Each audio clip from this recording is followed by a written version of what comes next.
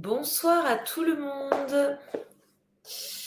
Bien, écoutez, j'espère que vous allez bien. Je vais me présenter avant qu'on présente le petit sujet du jour, du soir.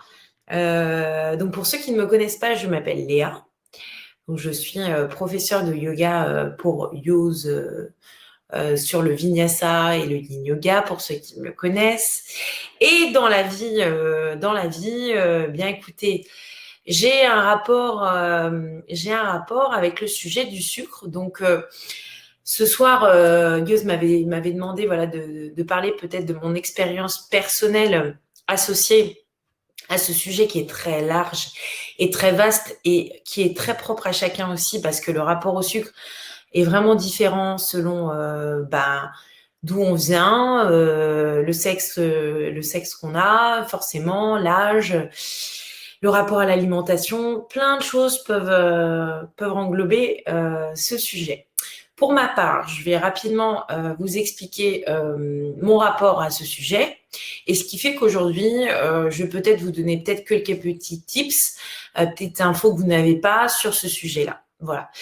Donc moi, initialement, j'ai été sportive de haut niveau, donc je suis quelqu'un qui a toujours bien mangé, sans regarder vraiment mon alimentation, sans regarder notamment les sucres, puisque dans le sport de haut niveau, c'est vrai qu'on privilégie énormément ce qu'on appelle alors, à l'origine, les sucres lents, puisque ça, c'est aussi, on va en parler, les différentes catégories de sucre qu'on a dans notre image quand on est sportif, manger des sucres lents, donc des choses qui vont garder dans notre organisme longtemps. Donc pendant des années, moi, j'ai bien mangé, je me suis jamais privée. Et puis, il s'avère que j'ai déclaré un diabète de type 1 à l'âge de mes 24 ans, donc assez tard. Donc, étant donné que j'avais toujours bien mangé et du sucre sans y prêter vraiment attention, parce que je faisais beaucoup de sport, ça contrebalançait pour moi naturellement voilà, cet apport aussi bien calorique en termes de sucre que lipidique que protéines. J'ai jamais vraiment prêté attention au sucre. Et donc, forcément, le diabète est directement lié au sucre qu'on va ingurgiter, puisque selon le type de diabète qu'on a, peu importe type 1, type 2, les deux sont fortement liés à ça. Donc pour ceux qui ne connaissent pas du tout le diabète, faut savoir que le diabète, c'est une maladie qui agit sur le pancréas. Et le pancréas, c'est l'organe de notre corps qui diffuse l'insuline. Et l'insuline, c'est ce qui fixe en fait les sucres que vous mangez dans votre organisme. Donc vous, en tant que personne qui avait un pancréas qui fonctionne très bien, ce que fait votre corps humain, le corps humain, c'est que vous mangez vos sucres, vos glucides, et on va en revenir, et votre cerveau, donc votre papille, envoie un signal à votre cerveau, et ce cerveau envoie un signal à votre pancréas pour lui dire « Attention, vous êtes en train de manger tant de glucides ». Et donc le pancréas envoie l'hormone appelée l'insuline pour faire en sorte que votre corps se situe dans une zone entre 0,70, 0,80 et 1,10 g, 1,20 g de sucre dans le sang. Donc, cette insuline vous aide à fixer tous les types de sucre que vous allez manger, sucre simple ou complexe.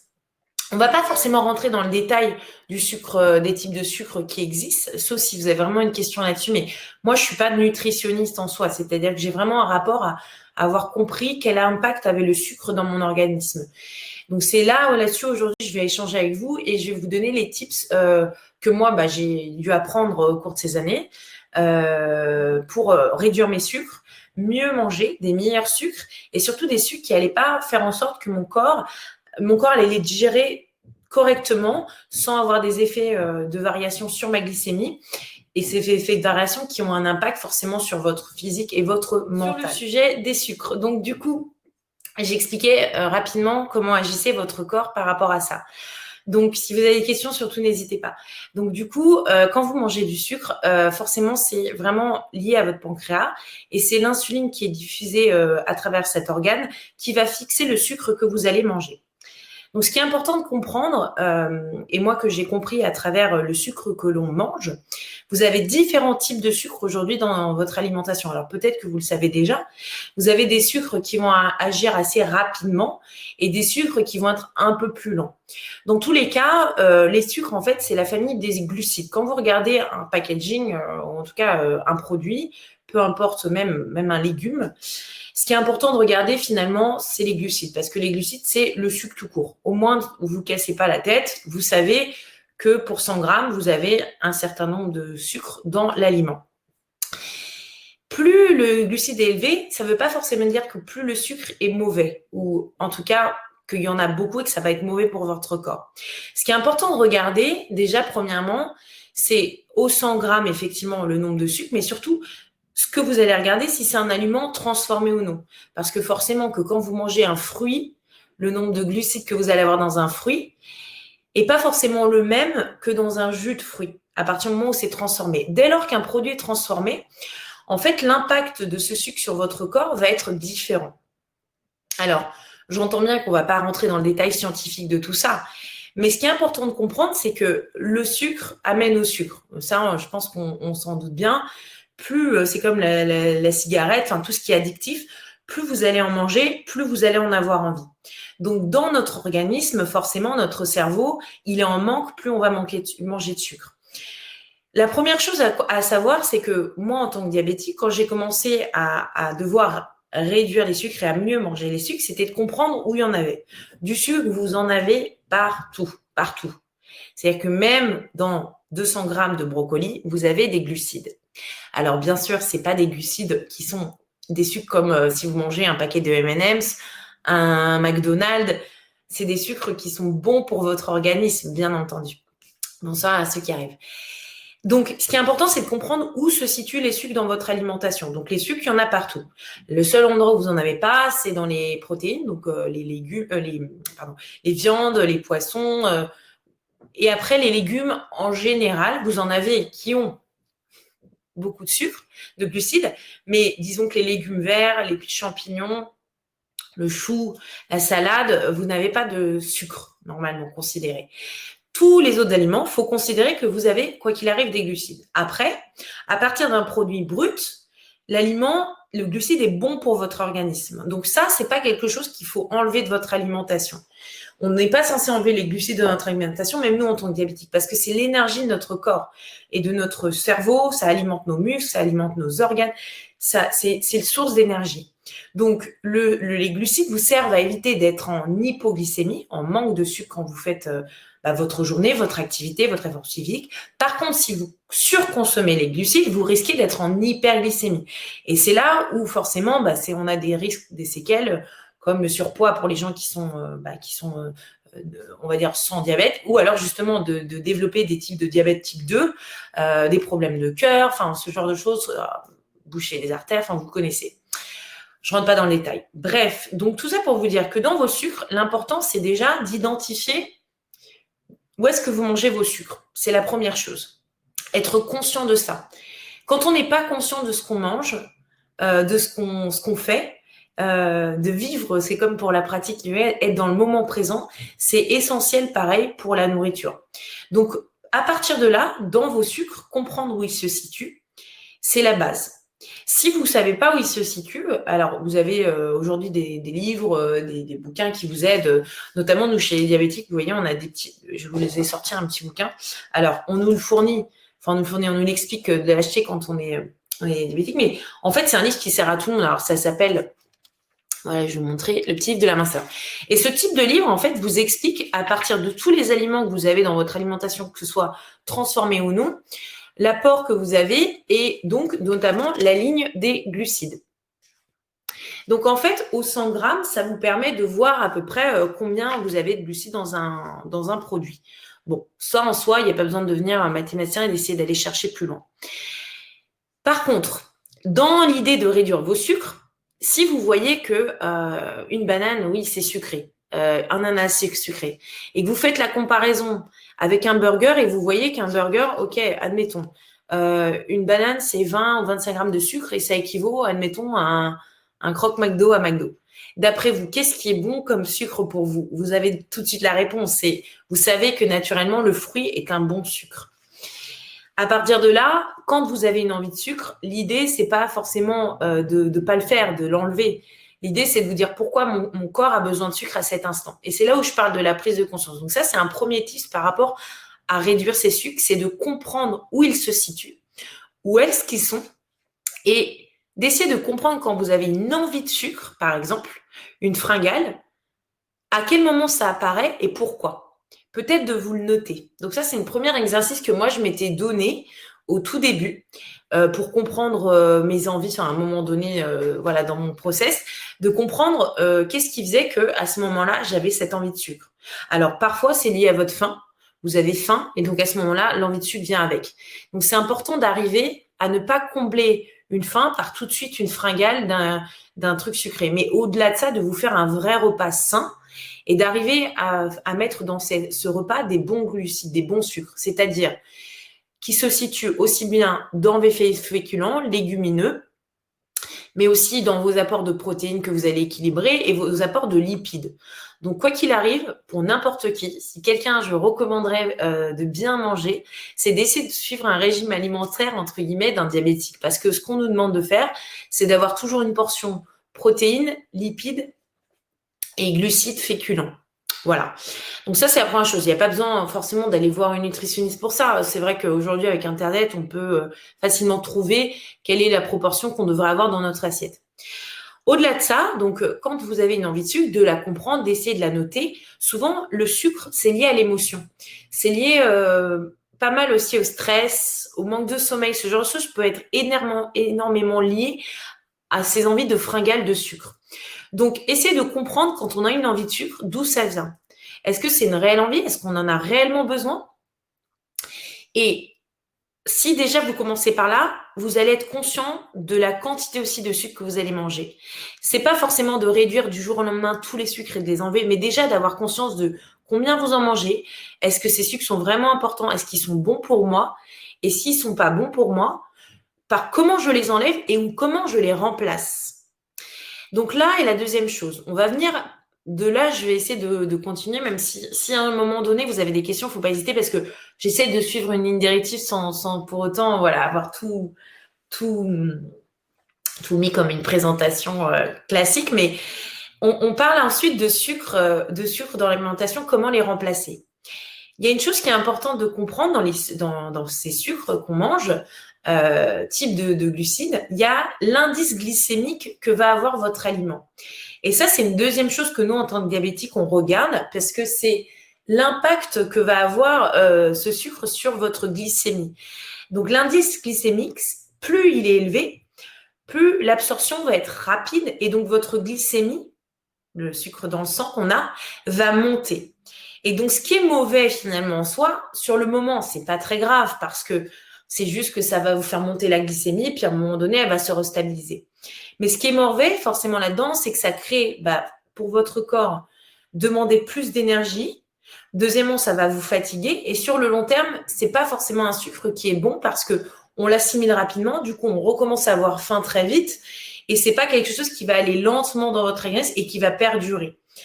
Donc, il faut privilégier des aliments à indice glycémique faible.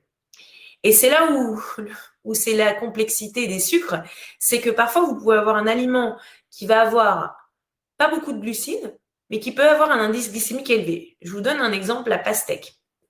Clairement, la pastèque, c'est un fruit qui est gorgé d'eau, mais donc qui a un taux de glucides par rapport à 100 grammes faible.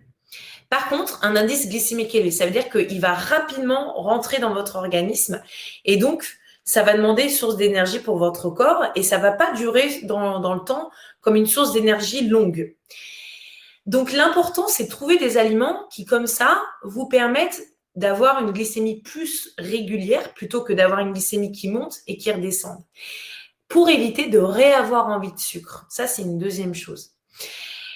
Les indices glycémiques, vous pouvez les trouver sur Internet. Vous pouvez regarder à quoi ça représente. Vous avez en dessous de 40, entre 40 et 60 et au-delà de 60. Je crois que c'est à peu près ça.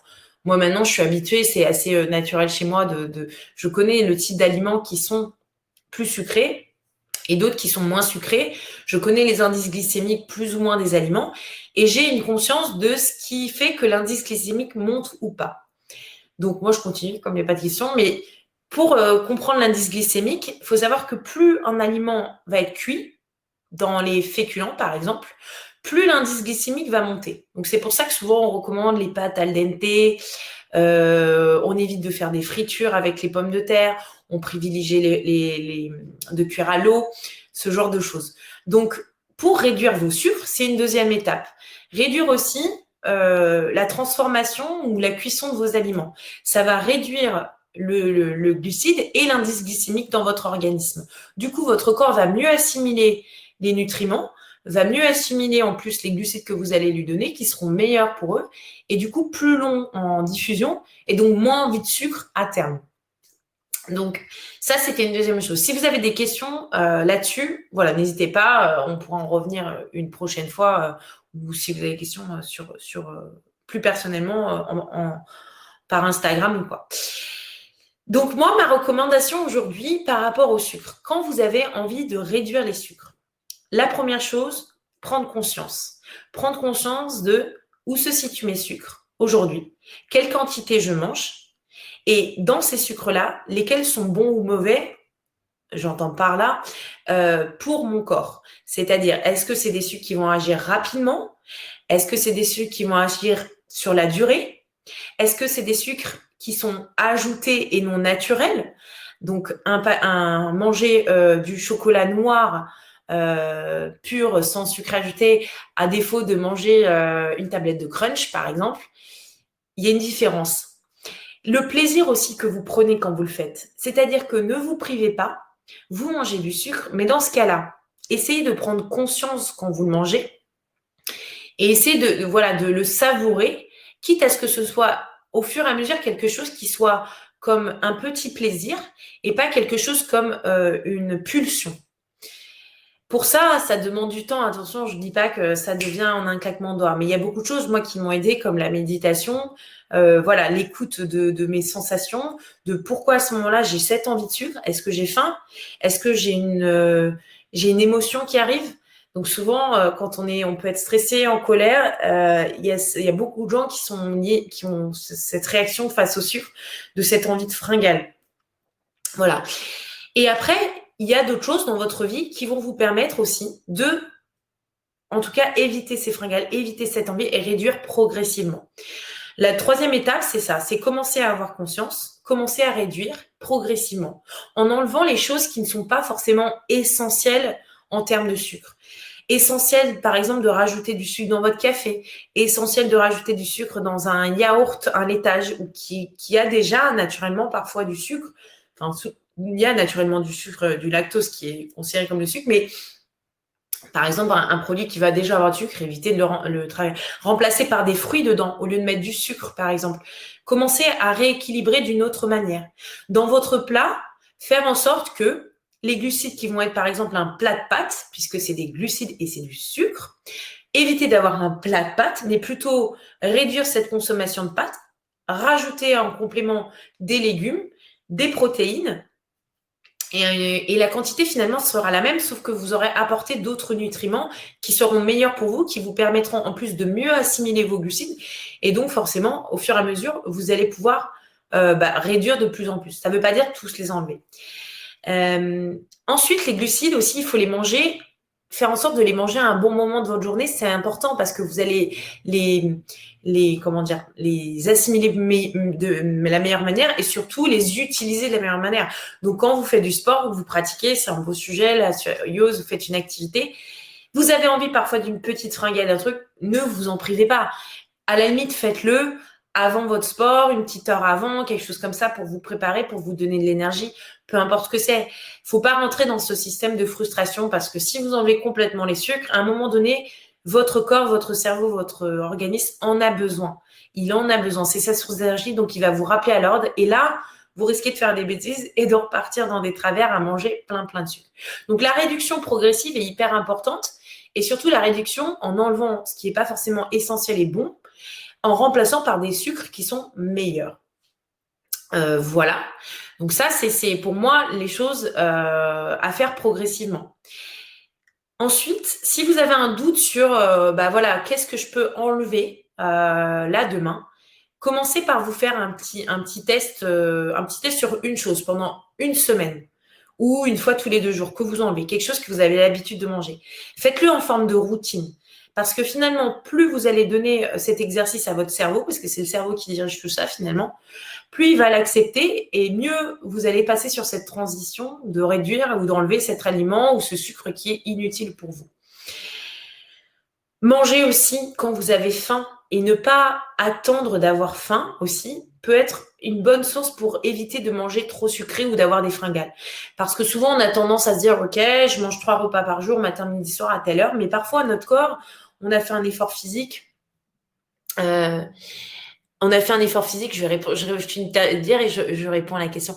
On a fait un effort physique et forcément, on a une envie, une fringale parce qu'on peut être un peu en hypoglycémie. Il ne faut pas hésiter à prendre une collation qui soit bonne pour vous, un fruit, pas partir sur effectivement une barre, un Snickers, ce genre de choses. Alors, j'ai pu être certain que pour ce vrai du sucre, Alexandre Monet. Alors, tout est différent. Vous voyez, c'est comme pour les gens qui font un jeûne intermittent. Le jeûne intermittent aussi est recommandé, par exemple, pour les gens qui veulent un peu réduire aussi, parce que en fait, on restimule notre organisme par rapport à l'insuline et au pancréas, parce qu'il est mis en repos. Alors, bien sûr qu'il y a des gens qui recommandent. Moi, je suis pas médecin. Je donne mon expérience à moi et comment j'ai été amenée à. Parce que du jour au lendemain, on m'a clairement dit, voilà, il va falloir enlever les mauvais sucres de notre alimentation, les remplacer. Votre corps, il est habitué. Moi, je m'ouvrais un paquet d'M&M's. Je ne me posais pas la question du nombre d'M&M's que j'allais manger pour m'injecter mon insuline. Là, il faut que je compte chaque M&M's pour savoir le gramme de sucre qu'il y a dans ce que je vais manger, pour savoir que je vais rester dans une glycémie équilibrée. Vous faites pas ça. Votre cerveau, il le fait naturellement. Donc, le sevrage... il y a des gens à qui ça va énormément marcher du jour au lendemain, couper court. Mais c'est comme les gens qui font un régime. Si vous enlevez tout d'un coup, souvent, ça peut être le controverse et faire en sorte que du jour au lendemain, vous vous retrouvez à remanger encore plus et à reprendre encore plus de poids. Finalement, le sucre, c'est un peu pareil pour moi.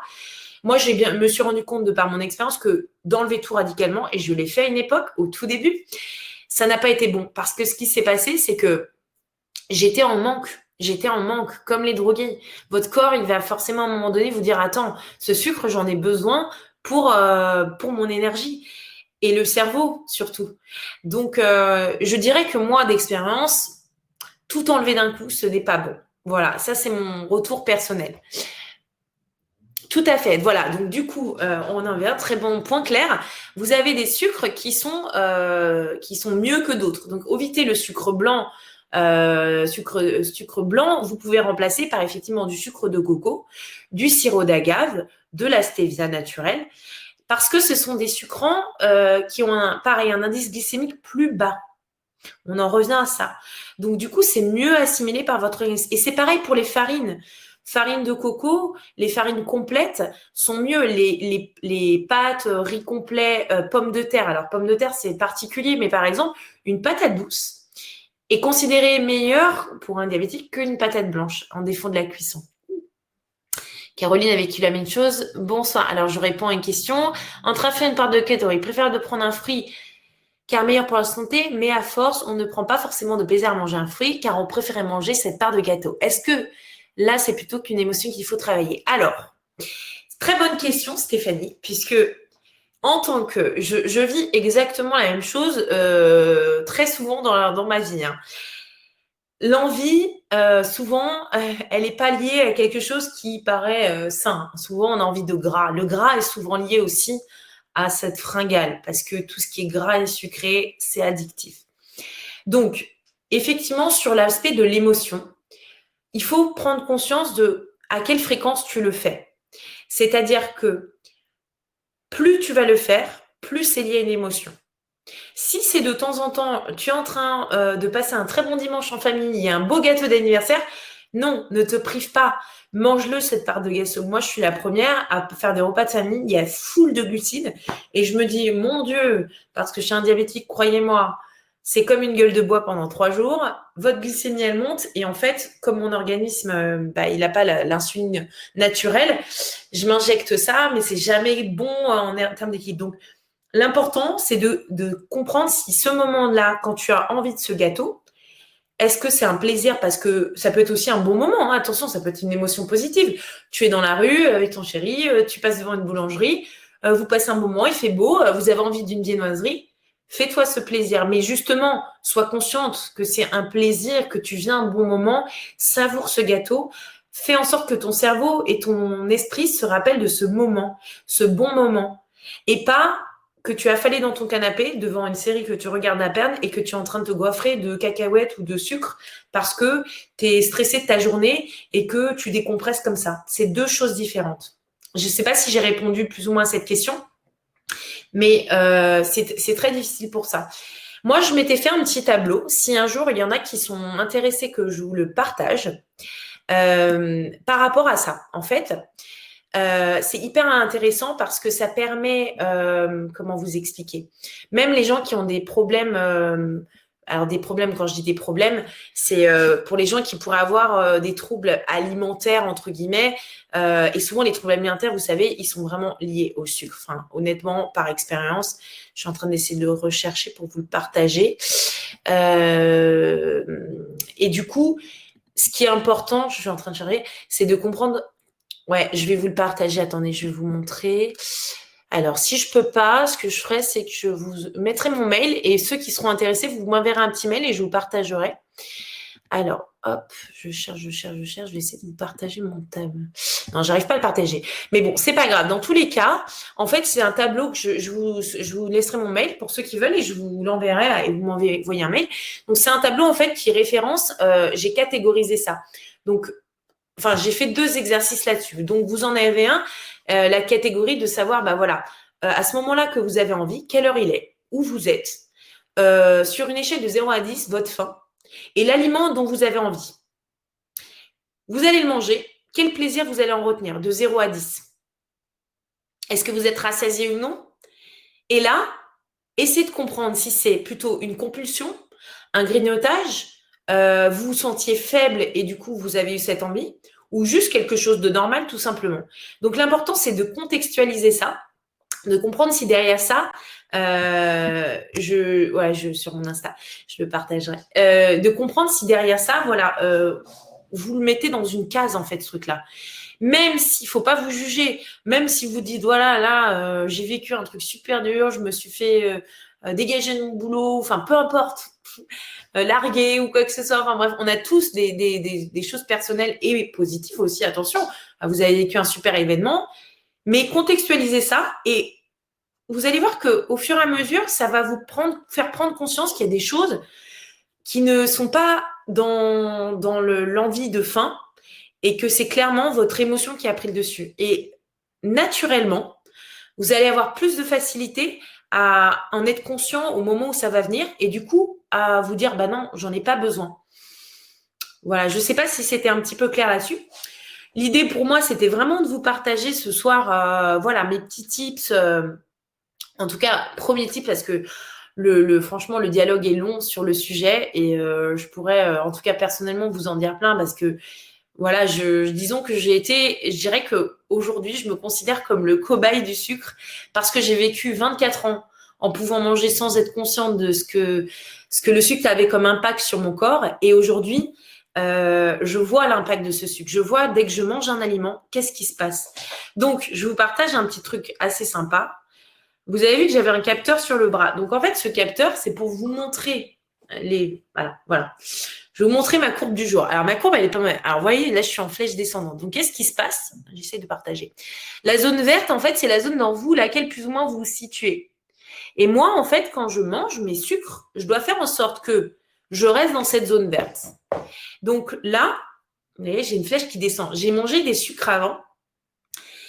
J'ai mangé beaucoup de sucre et je me suis dit, ah, c'est beaucoup de sucre. Donc, du coup, je me suis fait une injection d'insuline. Vous, votre pancréas fait ça. En me disant, c'est beaucoup de sucre, il faut que je les absorbe. Sauf que là, je me suis peut-être trompée. Donc, qu'est-ce qui va se passer? Ma glycémie, elle va descendre. Je vais être en manque de sucre. Donc, je vais me sentir comme ça. Et comme n'importe qui est en manque de sucre, je vais avoir envie de sucre encore plus, en fait. Donc, l'effort à faire, c'est de me dire, OK, là, j'ai une envie de sucre, j'ai une fringale parce que je suis en hypoglycémie.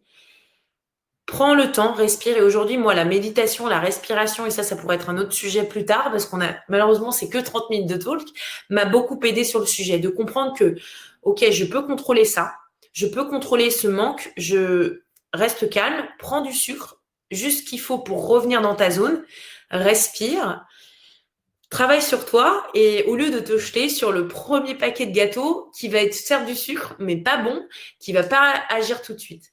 À défaut, si j'avais pris quelque chose qui me faisait monter ma glycémie, donc j'aurais une flèche montante qui grimpe, grimpe, grimpe, qu'est-ce qui se serait passé? Là, j'aurais pris trop de sucre, mon corps, il est en train de pas assimiler ce qui se passe, donc j'ai besoin de plus d'insuline. Et ce qu'il faut éviter de faire, effectivement, c'est utiliser le plus d'insuline à votre corps, vous aussi, naturellement. Donc, moins vous allez consommer de mauvais sucres et de sucres qui ont un décès glycémique, moins votre pancréas va fonctionner au niveau de l'insuline. Et donc, forcément, ce sera que meilleur pour votre organisme. Alors, quand tu fais un excès de sucre, quels sont les symptômes que tu as? Tu parles de 3 jours difficiles. Ah oui.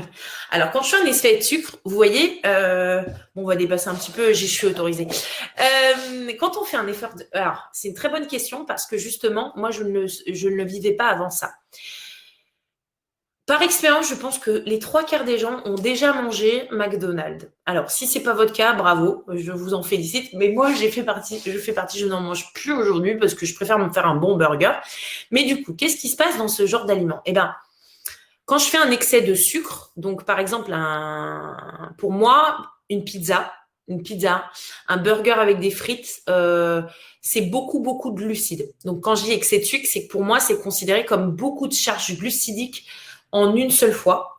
Du coup, mon corps, sur le moment, je vais prendre cet aliment, je vais m'injecter l'insuline.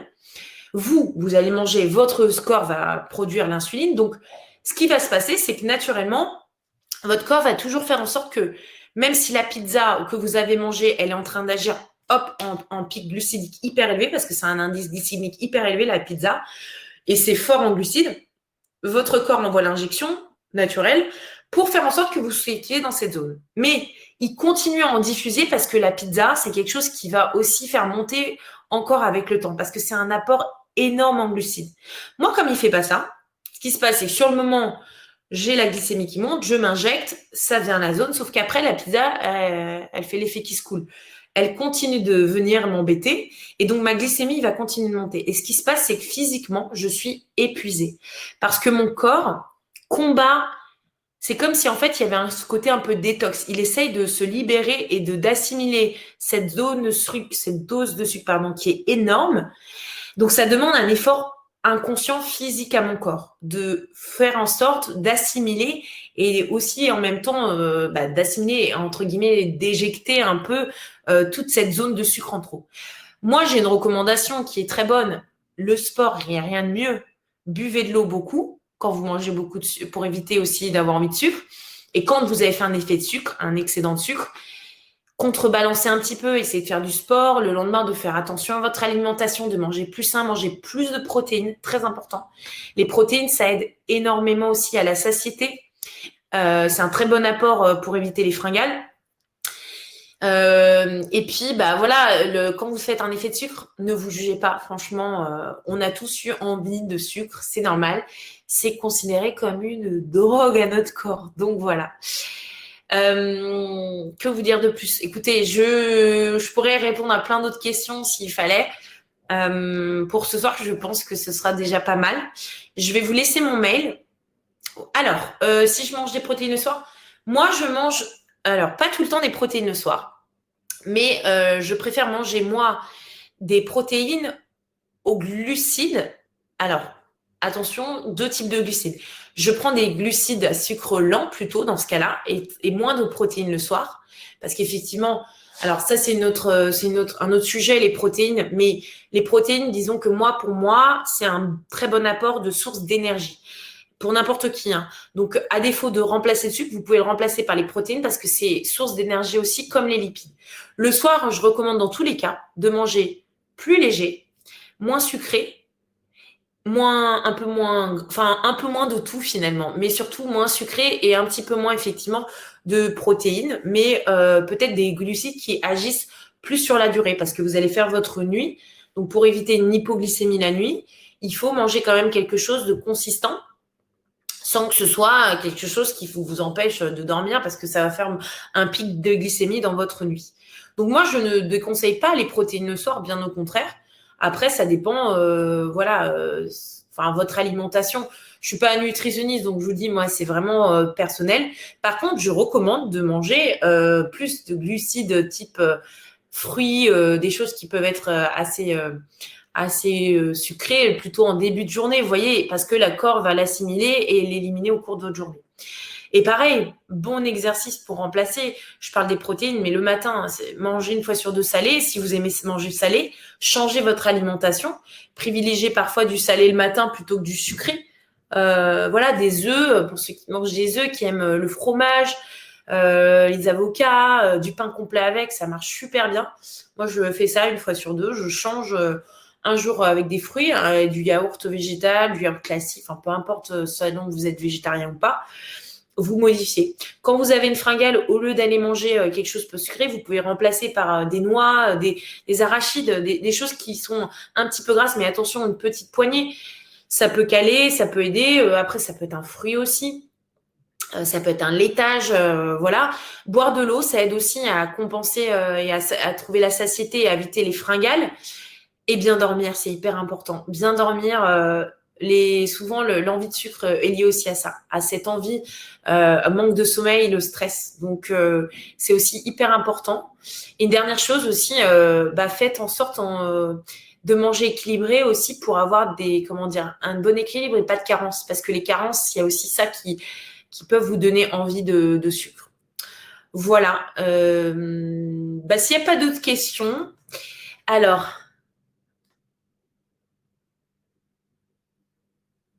Oui, alors si tu manges des crêpes sucrées le matin, ça dépend si c'est des crêpes que tu as fait toi, déjà premièrement, ou si c'est des crêpes que tu as achetées au supermarché qui sont toutes faites. Parce que crêpes maison, ok. Donc les crêpes maison, en soi, bon, disons que si ça dépend comment tu les fais, si elles sont grosses, pas grosses, bon, est-ce que tu mets dedans? Dans tes crêpes, si tu utilises par exemple une farine plus complète, une farine aussi de froment, ce type de farine, sarrasin, si tu aimes ça, tu peux essayer de varier. Parce qu'en fait, plus les glucides sont complexes, plus ça va durer aussi sur comment dire, l'assimilation et l'envie de remanger plus tard. Ce qui est important, c'est en fait dans ce que tu vas manger. Bon, après les crêpes, il y a rien de mal à manger des crêpes. Enfin, moi, j'en mange aussi une fois de temps en temps. Je me fais des pancakes, mais c'est vrai que ça reste, comment dire, enfin, il y a de la farine, il y a de l'amidon. Donc, disons que ça reste quand même un glucide élevé, ça reste un aliment avec un indice glycémique élevé. Donc, du coup, ça te fait un pic, effectivement, et après, tu vas avoir cette envie assez rapide de remanger. Moi, je te conseillerais d'essayer, par exemple, de te faire des crêpes. Alors, moi, je me fais ça, des pancakes, parfois, avec des flocons d'avoine, ou, tu vois, du son d'avoine. Tu as plein de recettes sur Internet maintenant. Tu testes avec quelque chose qui va être mieux assimilé. Donc, au lieu d'utiliser peut-être de la farine, que de la farine, tu remplaces avec des flocons d'avoine. Tu trouves une recette qui va faire que l'indice glycémique va être plus bas. Et là, sur tes crêpes, au lieu de mettre de la confiture, tu mets des fruits frais. Rien que ça va changer la donne.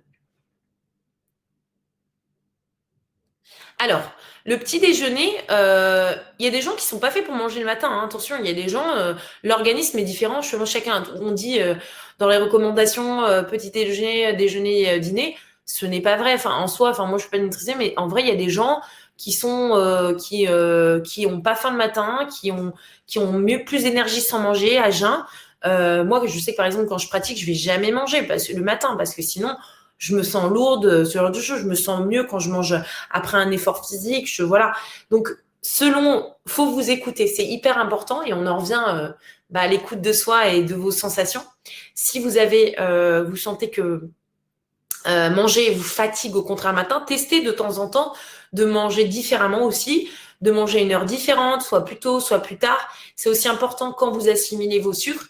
Et si tu vois, Clémence, que par exemple, ton petit déjeuner, il a été lourd, regarde dans ton alimentation où sont les sucres et peut-être de les réduire. Voilà. Alors, quand on est petit déjeuner, j'ai plus rapidement faim, alors que quand je ne petit déjeune pas, oui, c'est complètement normal parce que quand on cache le jeûne, enfin notre corps, moins on mange, moins on a faim, moins on a de sucre, moins on a envie de sucre. C'est normal. Donc c'est complètement normal. On est tous pareil. Le système se remet en marche. Donc c'est complètement normal. Mais après, il faut vous écouter. Enfin, la meilleure recommandation que je peux vous dire, c'est écoutez-vous. Écoutez vos envies, c'est la première chose. Observez-les, analysez-les peut-être un petit peu. Et de là, commencez à modifier ce qui ne vous plaît pas et ce qui vous dérange. Et à partir de là, vous commencerez à être plus conscient et vous vous sentirez mieux et vous apprécierez mieux ce que vous faites, ce que vous mangez.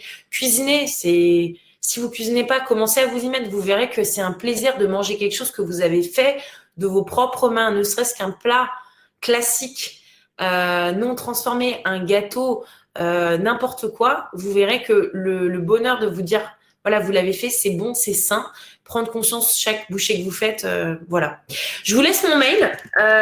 Pour ceux qui veulent, je vous enverrai le tableau en question qui permet vraiment, je trouve, en tout cas, en termes, voilà, de vous permettre, et je donne mon Instagram aussi, au cas où, s'il y a d'autres questions, de vous aider là-dessus. Et j'espère avoir une autre occasion d'échanger, en tout cas sur le sujet aussi vaste qu'il est. Et peut-être associé à une nutritionniste un jour. J'étais suivie par quelqu'un, moi, qui m'a beaucoup aidé à l'époque avec mon diabète et qui m'a permis de connaître tout ça, tout ce qui est lié aux glucides, à l'indice glycémique, à comment ça agissait sur mon corps, comment réduire, enfin voilà. Merci en tout cas pour vos petits mots. Merci, merci à tous ceux qui ont posé des questions aussi. Merci ceux-là qui étaient présents. Je vous partage avec plaisir. N'hésitez pas à m'envoyer un petit mail pour ceux qui veulent des questions en plus. Et puis une occasion, peut-être qu'on pourra travailler sur un cours lié à la méditation autour de ça. Enfin voilà, la prise de conscience des choses qui sont hyper importantes dans ce processus, je trouve.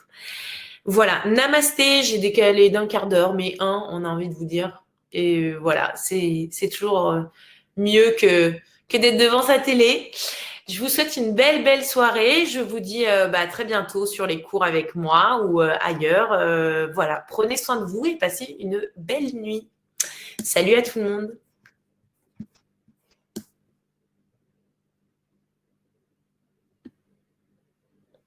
Salut.